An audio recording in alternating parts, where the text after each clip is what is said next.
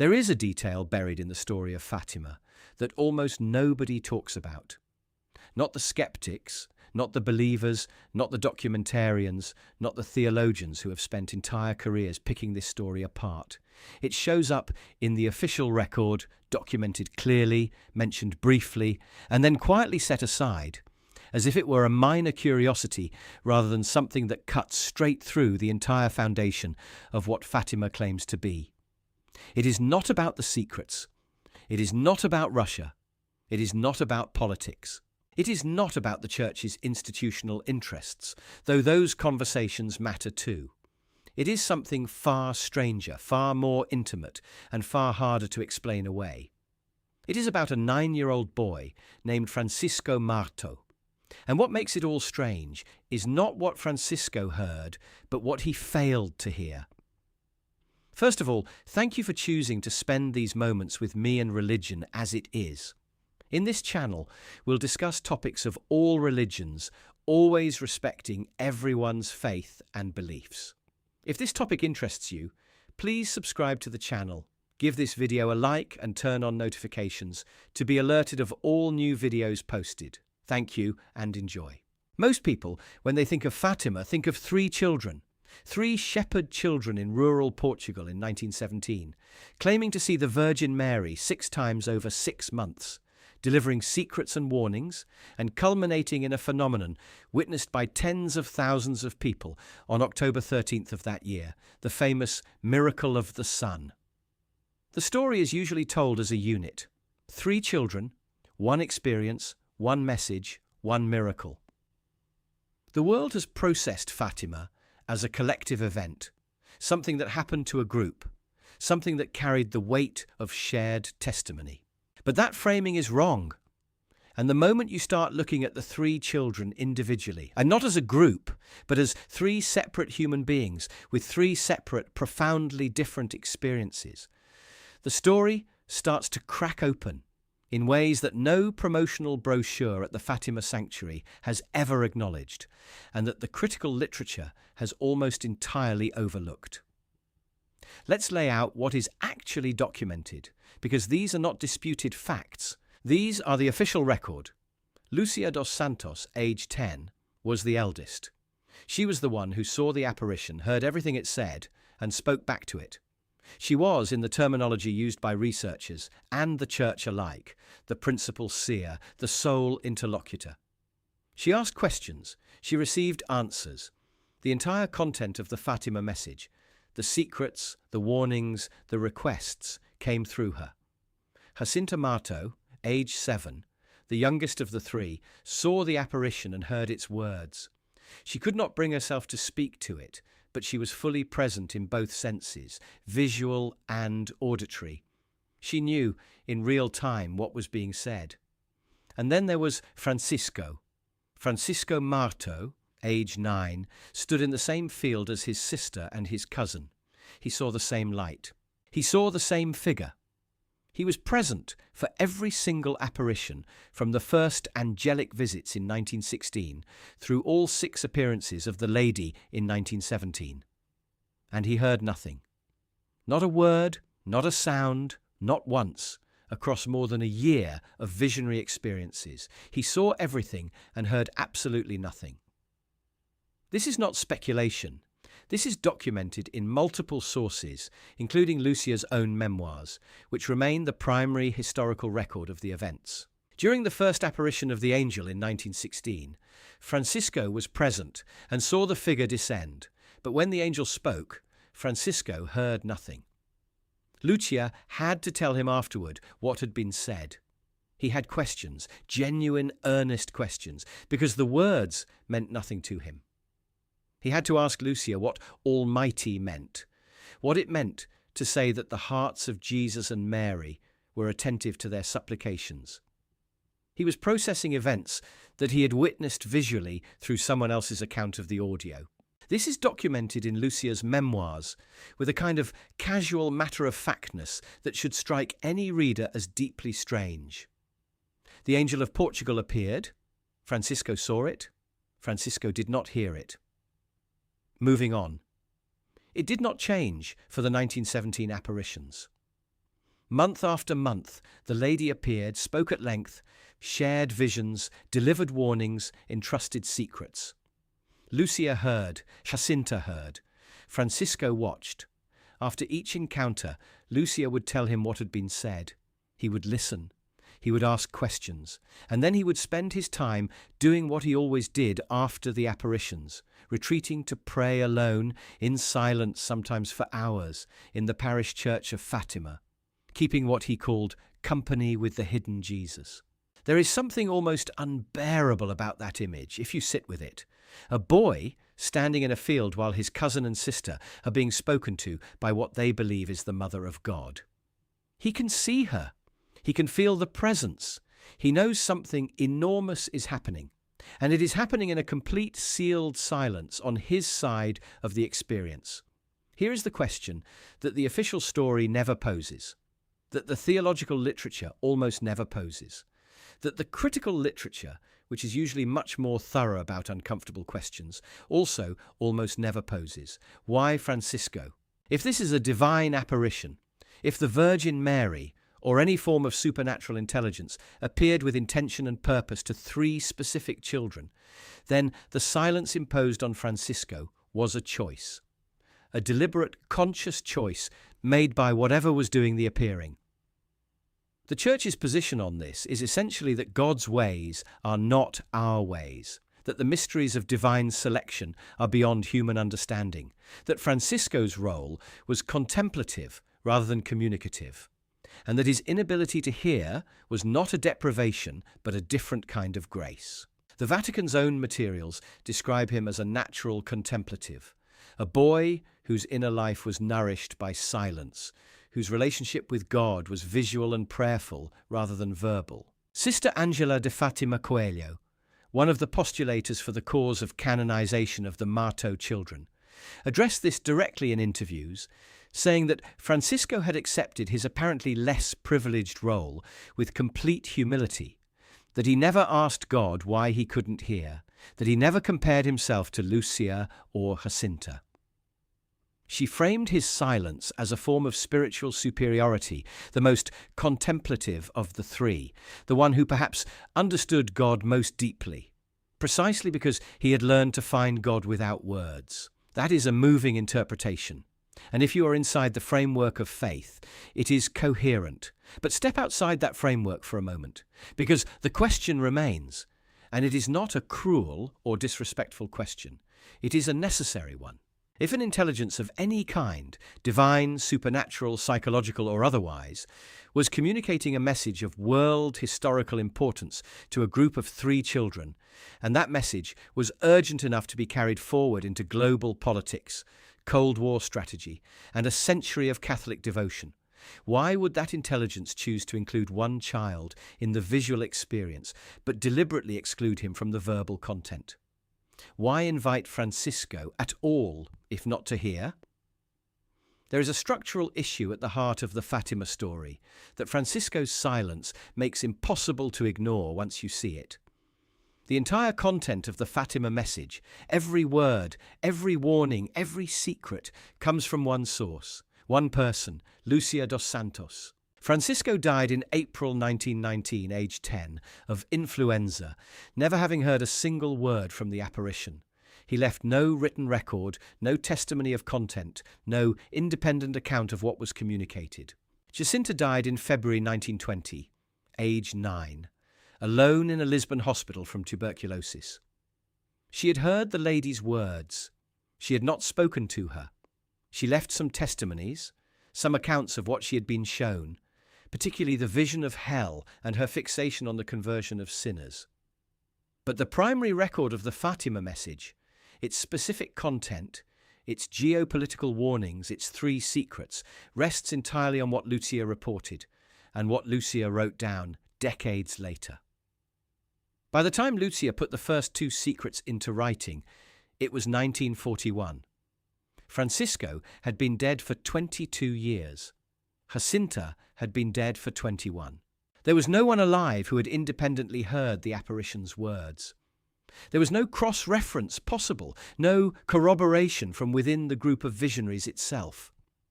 Lucia was the sole custodian of the verbal content of the Fatima message from the very beginning, because Francisco could never provide that corroboration, and Jacinta left this world without doing so. This is not an accusation. Lucia may have been entirely honest, faithful to every detail of what she heard and experienced. But in any historical investigation of any kind, the reduction of testimony to a single source with no independent check available is a serious problem. It does not prove fabrication.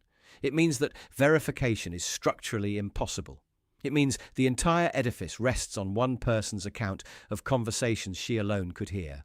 And that was guaranteed from the start by the very structure of the experience, because Francisco, the person who could have provided a secondary source, heard nothing. Sit with this for a moment, because it is genuinely strange. 3 children stood in the same field at the same time, looking at the same thing, and they had 3 categorically different sensory experiences. One saw, heard, and spoke. One saw and heard, but did not speak. One saw and heard nothing at all. This is not a small discrepancy in the details.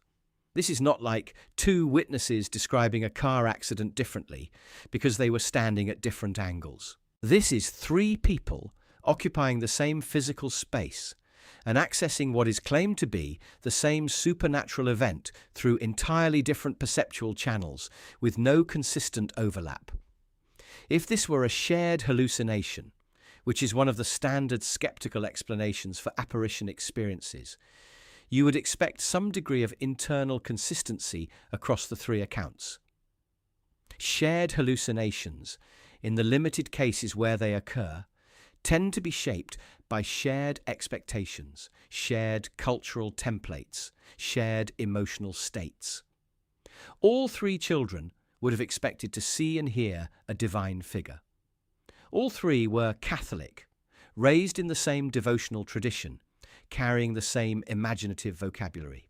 But Francisco didn't hear, which means either his hallucination was shaped by a different internal template than his companions, or something else was happening that the hallucination model cannot cleanly explain.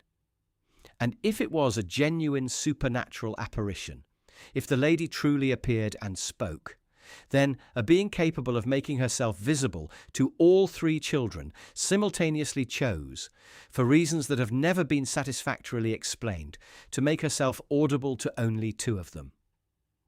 Both explanations create more questions than they answer, and the questions pile up the more carefully you look. The fracture that Francisco's experience reveals inside the group of 3 visionaries has a much larger echo in the events of October 13th, 1917, the day of the famous miracle of the sun. By that point, the children's claims had spread across Portugal.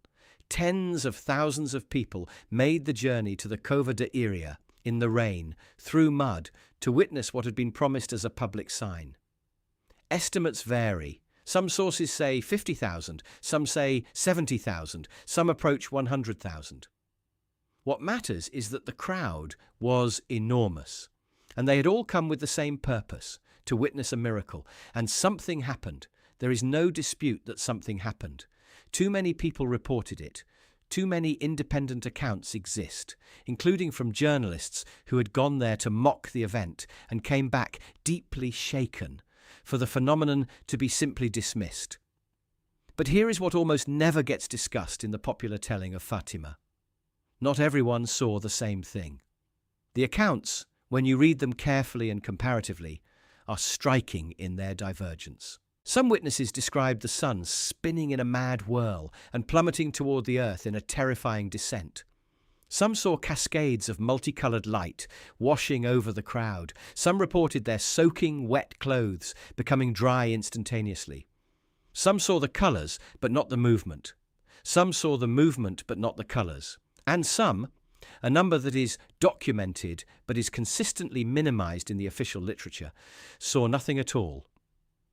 One account from the canonical investigation noted that among the more educated members of the crowd, not a single person reported having seen the solar phenomenon, despite many of them being devout believers who had come in faith. A coachman standing nearby saw nothing. There were witnesses, then, for whom the miracle did not manifest, people standing in the same field at the same moment who looked up and saw only the ordinary sky. The parallel to Francisco is exact. 3 children in the same field. Some received the full experience, one received only part of it. 70,000 people in the same field. Some received the full experience, some received part of it, some received nothing. What kind of miracle operates on a selective basis? What kind of divine sign arranges itself to be perceptible to some observers and invisible to others, standing in the same location at the same time? The faithful will say, God gives each person what they are prepared to receive. That divine manifestations meet the individual soul at its own level of openness. That the coachman who saw nothing may simply have been closed to the experience. That Francisco's silence was a gift, differently shaped. These are not unreasonable theological positions, but they raise a question that is worth sitting with honestly. If a miracle can arrange itself to be invisible to some observers and visible to others, if perception is the variable, not reality, then what precisely is the miracle proving, and to whom? Francisco Marto could not hear the lady, but he was not passive, and he was not merely a spectator. The accounts that survive paint a picture of a child who processed what he witnessed through a completely different channel than his companions, where Lúcia carried the verbal content of the message, and where Jacinta became fixated on the moral warnings she had heard, the vision of hell, the sins of the flesh, the fate of souls. Francisco was drawn toward something that required no words at all. He was drawn toward the face, the expression, the presence. He reportedly said after the apparitions that he wanted only to console God, not to save souls, not to convert sinners, not to warn the world, to console God. Because what he had seen in the lady's face, even without hearing her speak, was sadness, a sorrow he could not put precisely into words, but which had settled into him completely. And he spent the remaining months of his life doing exactly that. Not in the way Jacinta did, through physical penance, through fasting, through deliberate suffering. Francisco spent his time in the church, sitting in front of the tabernacle in silence for hours. He said he wanted to be with the hidden Jesus. He said that God was inside him, though he couldn't explain what that felt like. He died at 10 years old, with what every account describes as a kind of radiant peace, saying he saw a beautiful light near the door. Jacinta, who had heard every word of the lady's warnings, died in terror and agony, alone in a city she did not know. Francisco, who had heard nothing, died quietly, almost serenely. If you are inside the framework of faith, this is a story about 2 children receiving the same divine grace through different channels, each arriving at the same destination by a different road. If you are outside that framework, it is something stranger. It is a story about 2 children who had the same experience and were destroyed by it in entirely different ways. One by the weight of what she was told, one by the weight of what he saw but could never hear explained. And the one who was left to carry the message, the one who survived to write it all down and shape it for the world, was neither of them. It was Lúcia, the one who had heard everything and lived to tell it alone. Here is a thought experiment worth conducting. Imagine that Francisco had heard the lady speak. Imagine that he had been given the same auditory access as Lúcia and Jacinta. Imagine that when the Church began its canonical investigation of the Fatima events, when priests and officials began interviewing the children, pressing them for details, checking their accounts against each other, Francisco had been able to say, "Yes, she said this. Yes, that is what I heard too." The investigation would have had independent corroboration of the verbal content from 2 sources instead of 1. The accuracy of Lúcia's account would have been cross-checked in real time by someone who was there, who heard the same words, who could confirm or dispute specific details. That cross-check never existed, because Francisco heard nothing. And then Francisco and Jacinta both died young, both before Lucia entered the convent, before she wrote her memoirs, before she committed any of the secrets to paper. Jacinta had heard the words, but she was gone before anyone had the opportunity to record them systematically from her account. The Church's own documentation of what Jacinta reported about the content of the message is fragmentary, mediated largely through Lucia's recollection of what Jacinta said, which means that the verbal content of the Fatima message, the secrets, the warnings, the prophecies, the requests, was, from the very beginning, and by the very structure of the experience, something that only one person on earth could fully testify to. Lucia did not become the sole narrator by accident or by circumstance. She became the sole narrator because the experience itself was arranged, from the first apparition in 1916, so that she would be the only one who heard. If you believe in a divine intelligence behind the apparitions, then this was the plan, for reasons that remain genuinely mysterious. If you do not, then what you have is a structure that guaranteed from the outset that the verbal content of one of the most consequential religious events of the 20th century would rest on a single, unverifiable, uncontradictable source. What is perhaps most remarkable about Francisco's story is not the story itself. It is the deafening absence of serious engagement with it. The critical literature on Fatima is substantial. Historians, psychologists, sociologists and philosophers have spent decades examining the inconsistencies in the testimonies, the political instrumentalization of the message, the delayed and partial revelations of the secrets, the question of whether Lucia's memoirs should be taken at face value. These are serious credentialed scholars raising serious questions, and almost none of them spend meaningful time on Francisco. The Francisco problem, the question of why one visionary in a group of three could not hear the content of the message they were all supposedly receiving, is either mentioned in passing and immediately set aside, or not mentioned at all. The critical literature, which is usually thorough about loose threads, threads them carefully around this one and walks by. This is strange. In any other evidentiary context, the fact that the primary testimony of a claimed event was accessible to only one of three direct witnesses, while the other two had either partial or zero access to the verbal content, this would be considered a central problem. It would be the starting point for analysis, not a footnote. Why isn't it? Perhaps because it does not fit neatly into any of the standard critical frameworks. It is not evidence of fraud in the conventional sense. Children do not usually construct elaborate stories with built-in structural limitations on corroboration. It is not evidence of mass hysteria because the selective perception is internal to the visionary group, not a mass phenomenon.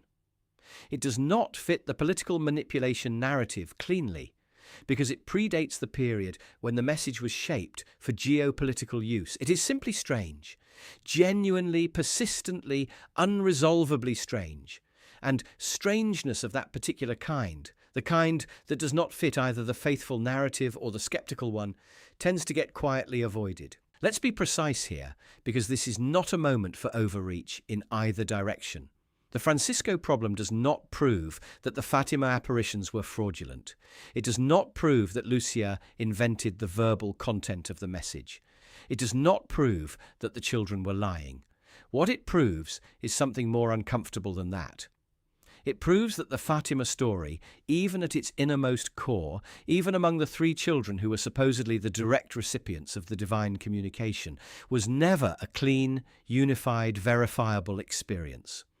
It was three different experiences partially overlapping, with the most important element, the words accessible to only one person in the group, from the very first apparition to the very last. And when that single person was also the sole survivor, the sole narrator, the sole custodian of the message, for the remaining 80-plus years of her life, the architecture of the story becomes something worth pausing over. Not because Lucia was dishonest. There is no particular reason to assume she was, but because the structure of the experience, exactly as the Church documents it, was one in which independent verification of the verbal content was impossible by design, not by accident, not by tragic circumstance, but because one of the three visionaries in the room literally could not hear the words being spoken. Francisco saw everything, heard nothing, left no testimony of content, died at 10. And his silence, his enforced, structurally guaranteed silence, made Lúcia the only voice that would ever speak for Fatima. That is either the most perfectly designed divine communication in the history of Marian apparitions, or it is the most convenient structural arrangement that a human story could have stumbled into. You get to decide which. There is one last thing worth noting about Francisco Marto, because it rounds the story in a way that is either beautiful or deeply strange, depending on where you stand. When Lúcia asked the lady, in the very first apparition in May 1917, whether Francisco would go to heaven, the lady replied, yes, he would go there, but he would have to say many rosaries first. Francisco heard none of this. He was told about it afterward by Lúcia.